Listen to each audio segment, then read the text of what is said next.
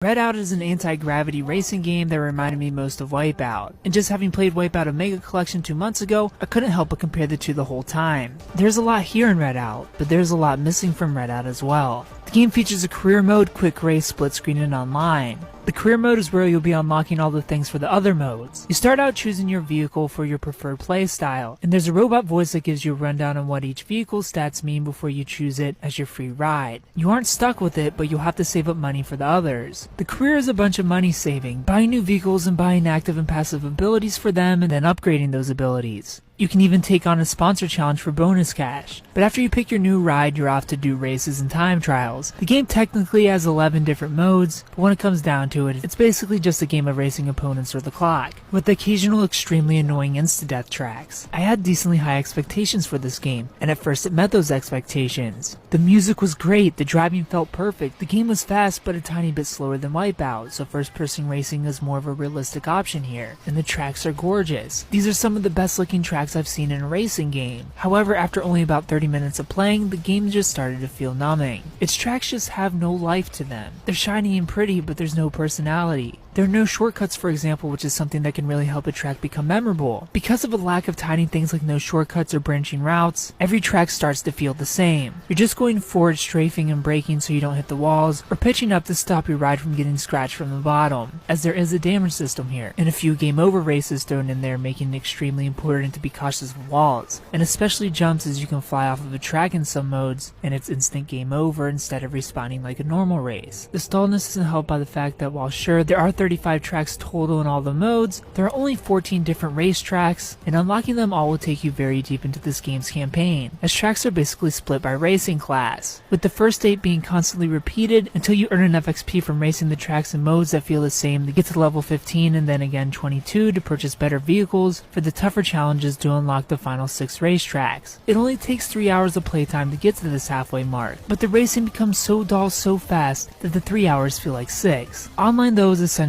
a ghost town. This is a smaller publisher and a smaller release, so this is to be expected. I'd view it as a possibility more than a promise. If it's in your mind, don't buy this game hoping for some online racing. Do I think Redout is a bad game? I don't. It's no Wipeout, but it's still a decently fun racing game. It just loses its charm way too fast. I give Redout a 6.5 out of 10.